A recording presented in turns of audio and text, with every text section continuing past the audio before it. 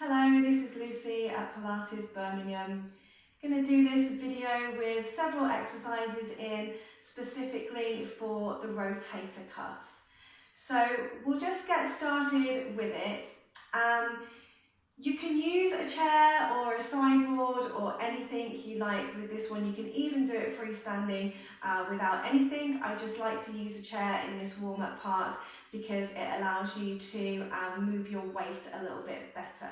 So we will just look at this left side because it's closer to the camera, but obviously you can do this on both sides. So if I'm working with my left arm, I'm going to have my right foot forward and you're just going to use something to work your weight into. So we just want to get this rotator cuff warmed up to do the next exercises we're going to do. So you're leaning yourself forward and you're just letting the arm be relaxed. So you don't want to be holding any tension in the arm, just let the arm be quite soft. And then in order to keep that arm soft without activating it too much, we're letting it just kind of hang into the joint, you're going to rock your body forwards and back. So you're rocking your body weight forwards and back, and you're just letting that arm swing forwards and back. So you're not trying to move your arm too much. You're just letting the pendulum movement swing the arm.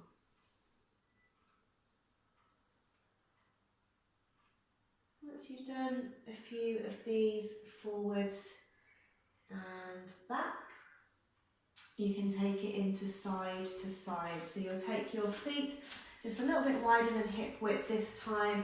And again, leaning onto something. Again, you can do this freestanding. It just helps you move your body weight a little bit better if you have got something to lean on. And then you're just going side to side. So trying to just let the way that the body's moving swing the arm. So you're not putting too much effort into swinging the arm using your muscles. You're letting it just rest and hang into the joint as you let it swing side to side.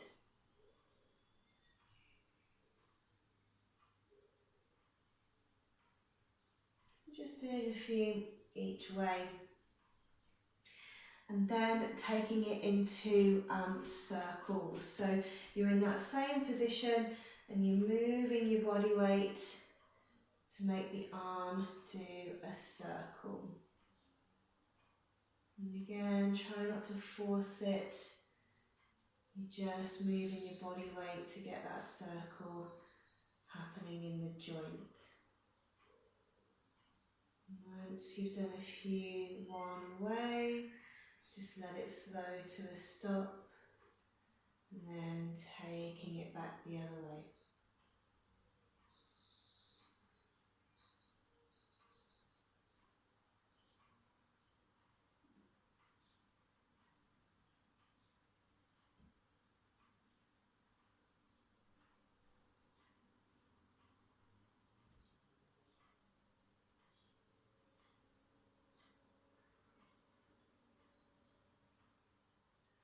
So let's look at the internal rotation on the rotator cuff. You'll need a resistance band, and I'm just using this pole here because it's what I've got, but you can easily just tie this onto a door handle or a banister, anything like that, anywhere where you're safe, don't put yourself in danger. Tie it on and holding on, you'll need it quite tight for this first one. We're going to do an isometric contraction first of all, which basically means you're putting resistance into the muscle without lengthening or shortening the muscle. Elbow is in towards the side. Watch out for the position of your shoulder. If you tend to be round shouldered, make sure that that shoulder isn't coming forward. So try to roll your shoulder back and slide the tips of your shoulder blades down into your back pocket. Create some space between your shoulder and your ear. So not here, here. Elbow is into the side and we've got the lower part of the arm parallel to the ceiling. So we're not coming up towards the shoulder. Have it quite tight first of all. Holding on, you're going to Imagine you're bringing your hand in towards the body, but you're just holding it as a solid pressure, keeping the elbow drawing in, shoulder drawing back and down. So don't know how well you can see that on the camera. I'm actually applying quite a lot of force to bring my arm this way.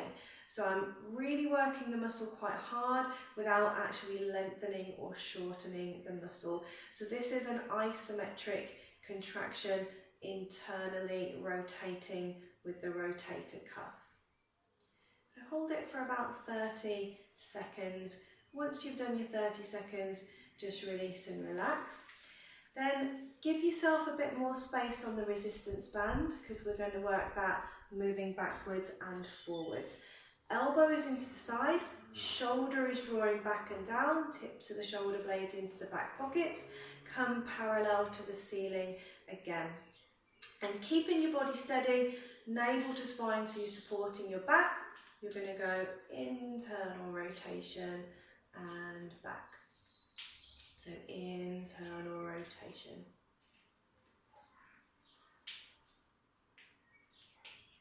Good. So as much as you can, try to stabilize the shoulder as you're doing that. So if I just do this one not so well for a moment, when you internally rotate, don't let that scapula slide.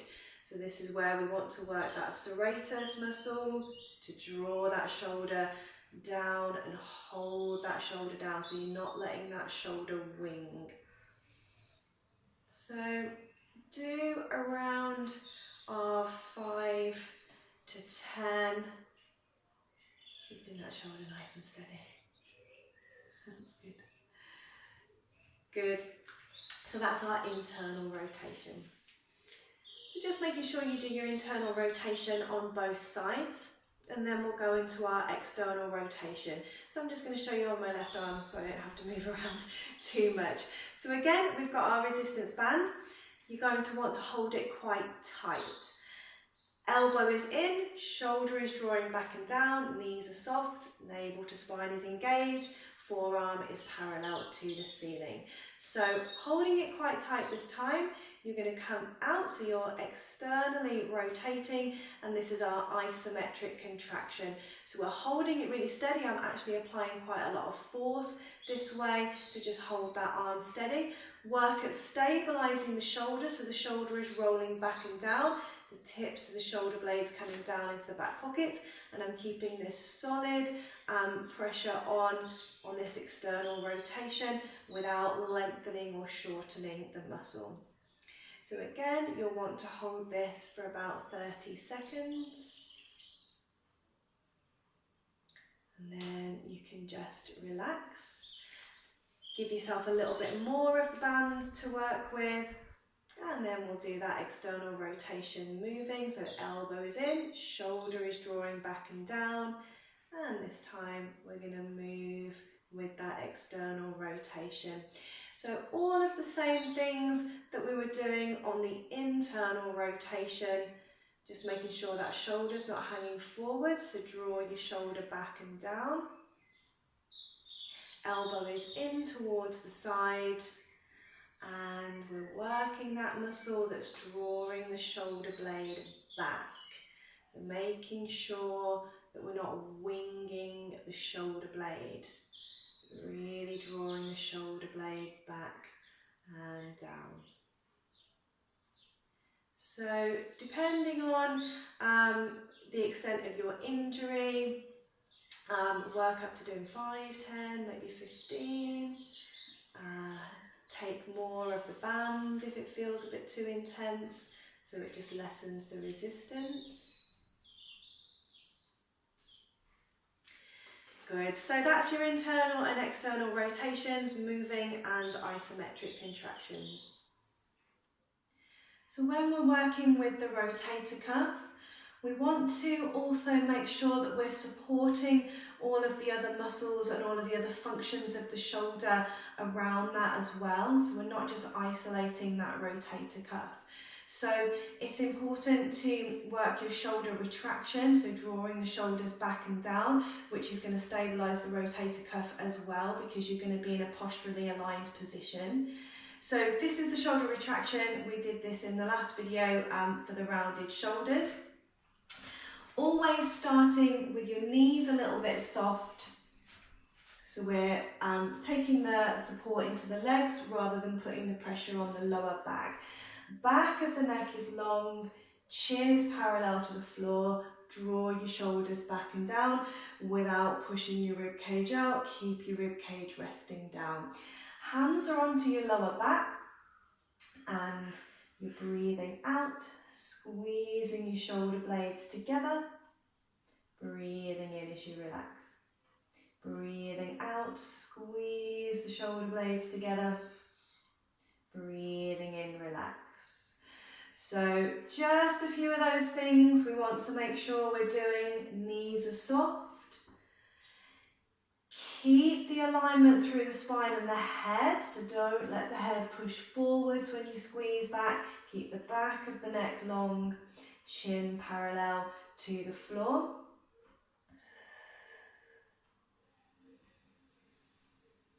So you're breathing out.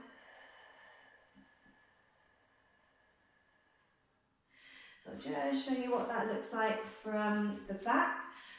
So breathing out, squeeze the shoulder blades together. Breathing in, release. Breathing out, squeeze the shoulder blades together. Breathing in, release. So you're just really strengthening into the rhomboids and the trapezius, which is going to help stabilise the scapula, which in turn is going to support the rotator cuff as well. So if we have good alignment in the shoulder, we're going to have less problems with the rotator cuff. So even if you do have injuries in the rotator cuff, it's always good to work the stabilising muscles to stabilise the shoulder blade anyway. One of the problems that can happen is when the shoulder blade starts to wing away. So when the shoulder is hanging forward and the shoulder blade is literally winging out at the back. Sometimes you can even put your hand around the back and you can actually fit several fingers underneath the winging shoulder blade. So we're going to work the serratus, which is helping to draw that scapula flat against the back of the rib cage. If you have a bun or your hair in a ponytail, it's always a good idea to take it out, because you need to get the back of your head towards the wall and you need to have your back fully against the wall with your shoulders as well. Your feet are about, depending on how tall you are, about a foot away from the mat, or even further if you're a little bit taller. We've got our lower back working towards the mat and we've got our shoulders drawing back and down. The back of the head is on the wall, and notice if you have a tendency to point your chin up to the ceiling. So you want to keep the back of the head onto the wall and you want to draw your chin down so that you've got your chin parallel to the floor. So we've got our face sitting straight.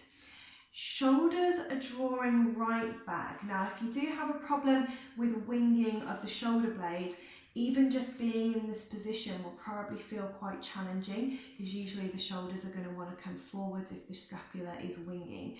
So you're squeezing your shoulder blades, drawing them back and down, and you're bringing your shoulder blades so they're really sitting flat against the wall, flat against the back of the rib cage. And then you're bringing your arms up so your arms are parallel to the floor, but keeping that scapula flat onto the wall, onto the back of the rib cage.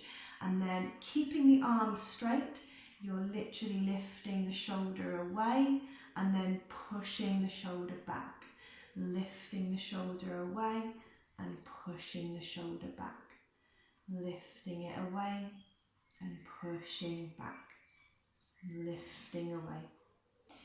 Common mistakes I see when people are doing this exercise,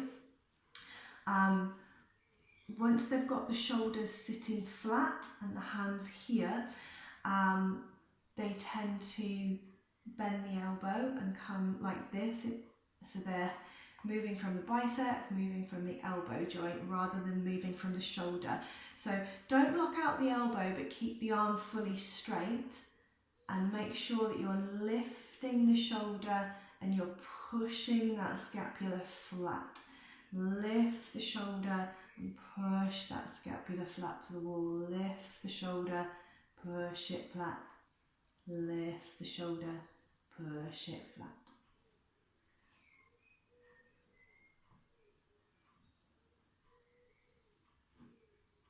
Good. So working at, again, supporting the muscles that are also around the rotator cuff. We're going to focus on the long head bicep tendon, which sits just underneath the rotator cuff. So knees are soft, feet are about hip width. You'll need a good long resistance band, at least 1.5 meters to 2 meters. Have your elbows drawing in towards the sides of the body, draw your shoulders back and down. So staggered bicep curls. Try just coming up to parallel to the ceiling, like you're holding a tray, and then just come down. So you're coming up like you're holding a tray, and then coming down.